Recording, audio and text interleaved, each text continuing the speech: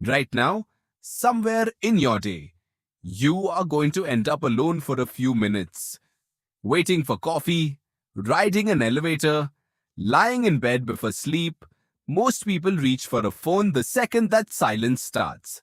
But some people don't. Some people sit inside that silence and let their mind wander somewhere the rest of the world never goes. What if that small, quiet choice is one of the clearest signals of how a mind actually works? Psychologists have spent decades studying what separates a restless mind from a reflective one. And the differences don't usually show up in a classroom or a test score. They show up in private, in the habits nobody else is watching. If you recognize yourself in what comes next, you're not just imagining that you think differently. There is real research behind it. Let's go through 7 of them. Number 1, you don't rush to find answers. Most brains hate uncertainty. The second a question appears, the mind wants it closed, solved, filed away. That is why so many people reach for the first answer Google gives them and move on with their day.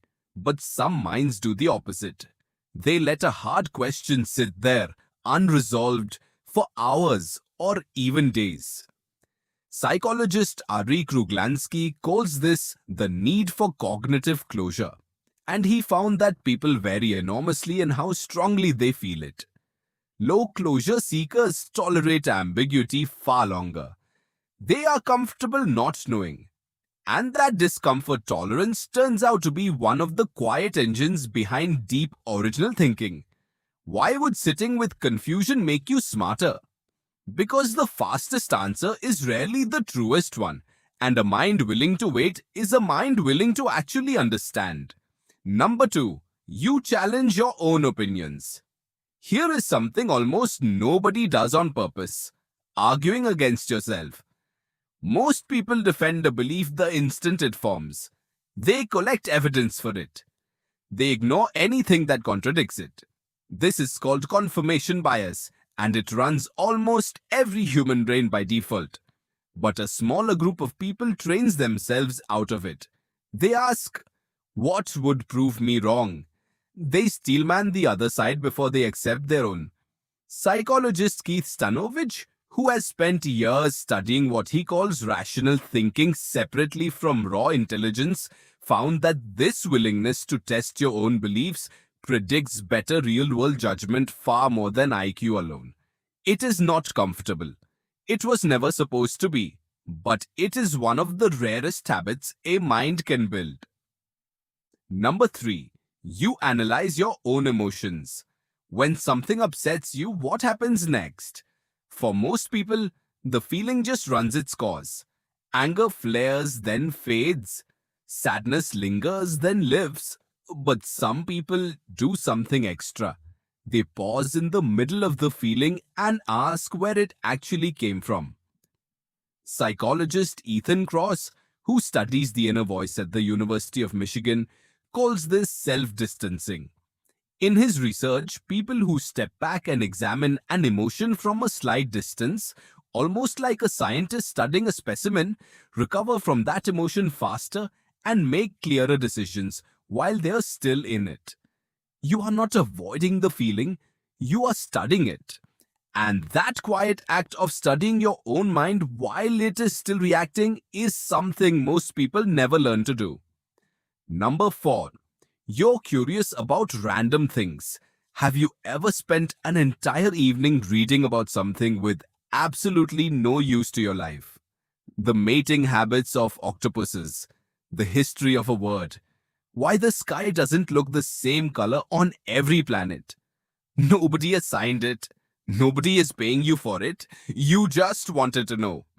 Researcher Todd Kashdan, who has built much of his career studying curiosity, found that this kind of drive, curiosity with no external reward attached, correlates strongly with both creativity and long-term life satisfaction. It is different from ambition. It is not trying to get anywhere. It is simply the mind refusing to stop reaching. And that reaching, it turns out, is one of the strongest predictors of a rich inner life. Number 5. You can admit you're wrong. This one sounds simple. It is not. Somewhere deep in the brain, being wrong feels like a small threat, almost physical. So the easier path is always to defend, deflect, or quietly change the subject. But every so often, a person stops mid-sentence and says something rare. Wait, I don't think that's right anymore. Psychologists studying intellectual humility, including work led by Mark Leary at Duke University, have found that people who can openly revise their own beliefs tend to learn faster, argue less defensively, and build stronger relationships over time. Being wrong is not the failure. Refusing to notice it is. And the people who catch themselves in real time are training a muscle almost nobody else bothers to use. Number 6. You enjoy being alone with your thoughts? For a lot of people, silence is unbearable. Studies have shown that many participants, left alone in a room with nothing to do but think, would rather give themselves a mild electric shock than sit with their own mind for 15 minutes. That was the actual finding from a widely cited study out of the University of Virginia. But for some people, that same silence feels like relief. A walk with no destination. A quiet room with no notifications. Researcher Netta Weinstein, who studies solitude at Cardiff University, has found that people who choose solitude voluntarily, rather than experiencing it as loneliness, often report higher creativity and emotional clarity. The difference is not whether you are alone. It's whether being alone feels like a punishment or a homecoming. Number 7. You constantly reevaluate your life. Have you ever remembered something from years ago and suddenly understood it completely differently? A conversation that meant one thing at the time and something else entirely now. A decision that looked wise back then and looks foolish today. Or the reverse. That is not your memory glitching. That is your mind doing something quietly remarkable. It is updating the meaning of your own past using everything you have learned since. Most people leave old memories exactly where they found them. But some minds keep returning, revising, understanding a little more each time. That is not nostalgia. That is growth, running quietly in the background of an ordinary day. Here is the part worth sitting with. None of these 7 habits make you smarter than anyone else, at least not in the way a test score would measure it. What they reveal is something else. A mind that questions itself instead of protecting itself. A mind that would rather understand the world than simply survive it. And in a world built for speed, for constant noise, for the fastest possible answer to every question, a mind willing to slow down and think has become one of the rarest things a person can have. So how many of these 7 actually described you? Think about that the next time you find yourself alone, in an elevator, in bed, in a quiet room with nothing but your own thoughts for company. That silence you almost filled with a phone. That might be exactly where your mind does its best work.